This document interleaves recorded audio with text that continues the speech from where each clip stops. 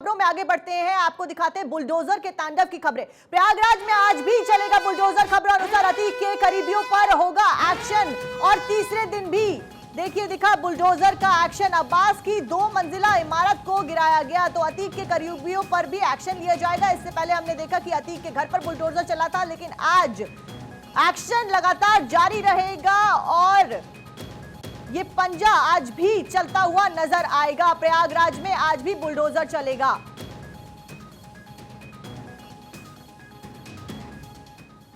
अगली खबर आपको बताते हैं, मऊ से मुख्तार के बेटे के घर पर चला बुलडोजर। देखिए अब्बास अंसारी के घर पर भी बुलडोजर चलता हुआ यह नजर आ रहा है, तो बुलडोजर का एक्शन लगातार जारी है। बुलडोजर का पंजा मऊ में भी मुख्तार के बेटे के घर पर चलता हुआ नजर आ रहा है। तो तस्वीरें आपकी स्क्रीन में, प्रयागराज से लेकर मऊ तक देखिए हर जगह एक्शन लगातार जारी है। जो गलत काम करेगा उसको बख्शा नहीं जाएगा। साफ तौर पर यह संदेश प्रशासन द्वारा इस कार्यवाही के जरिए दिया जा रहा है। मऊ में मुख्तार के बेटे के घर पर चला बुलडोजर। देखिए बुलडोजर चलने की तस्वीरें भी सामने आ गई हैं। बुलडोजर अब्बास अंसारी के घर पर चला है, तो ये 2 तस्वीरें आप देख रहे हैं।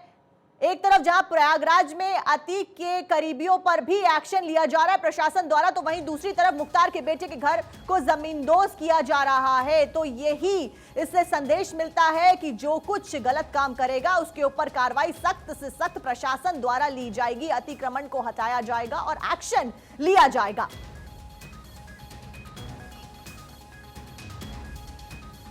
तो इसी के ऊपर तमाम जानकारी के साथ प्रयागराज से हमारे संवाददाता आलोक हमारे साथ जुड़े हैं। आलोक, क्या कुछ तस्वीरें आज अतीक के करीबियों पर भी कहा जा रहा है कि बुलडोजर का एक्शन देखने को मिला? जी बिल्कुल, देखिए जिस तरह से संगम नगरी प्रयागराज में 3 दिनों से बाबा का बुलडोजर गरज रहा है, उसी के तहत आज चौथे दिन भी गुड्डू मुस्लिम के घर पर यह बड़ी और कड़ी कार्रवाई होने वाली है। गुड्डू मुस्लिम वही व्यक्ति है जो के समय हाथों जगह जगह पर बमों की बौछार की थी। इस बौछार के बाद से उसके ऊपर सभी की निगाहें थी। वह काफी क्रिमिनल माइंडेड आदमी है और उसने जगह जगह पर अपने गुर्गों की फौज तैयार कर रखी है। लगातार वह अपने मंसूबों पर कामयाब होता रहा। बताया जा रहा है कि उसकी पत्नी चांदनी, जो कि अतीक अहमद के घर के पास ही रहती थी, वहीं पर गुड्डू मुस्लिम भी रहता था। उसने जिस दिन उमेश पाल का मर्डर हुआ उसी दिन अपने पूरे घर को खाली कर दिया, वहां का पूरा सामान उसने हटा दिया और पत्नी भी अंडरग्राउंड हो गई। इसके साथ ही गुड्डू मुस्लिम भी अंडरग्राउंड हो गया है, लेकिन अब पुलिस उस तक पहुंचने का प्रयास कर रही है। लेकिन इसी दौरान आज तंग गलियों में जो उसका मकान है उसे गिराया जाएगा और गिराए जाने के साथ ही आतंक का अंत करने का प्रयास पुलिस करेगी।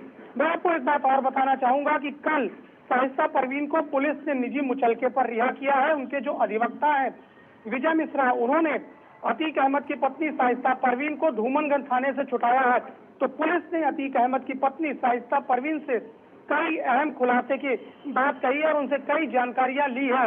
4 दिनों तक लगातार पूछताछ होती रही, उसके बाद शाइस्ता को कल छोड़ा गया है। जी आलोक, मैं आपसे एक चीज यहाँ पर जानना चाहूंगी थी। देखिए प्रशासन जब भी एक्शन लेता है तो उसके पीछे एक तर्क हमेशा दिया जाता है, बेवजह किसी के घर को इस तरीके से नहीं गिराया जाता है। तो यहाँ पर क्या तर्क दिया गया है? क्या ये अवैध तरीके से इसका निर्माण किया गया था? क्योंकि इससे पहले हमने देखा जब इस तरीके से बुलडोजर चला है या पंजा चला है तब ये बताया गया है कि एक्स्ट्रा मंजिलें बनाई गई थी या गलत जगह पर था या सर्टिफिकेशन में कमी थी। तो इस बार क्या तर्क दिया गया है यहाँ पर प्रशासन द्वारा?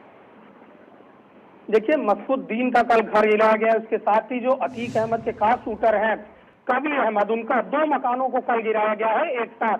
तो जो मसउद्दीन है उनके बारे में बताया जा रहा है कि उन्होंने अतीक अहमद को टेरर फंडिंग की है।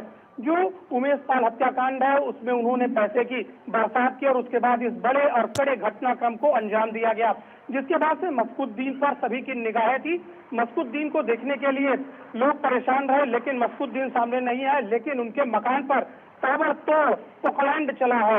इस बार 2 दिनों से लगातार पोकलैंड का कहर जारी है और पोकलैंड का पीला पंजा ने मकान पर धराशायी 1 घंटा 36 मिनट में कर दिया। इसके साथ ही यह कार्रवाई आज भी जारी रहने की संभावना है।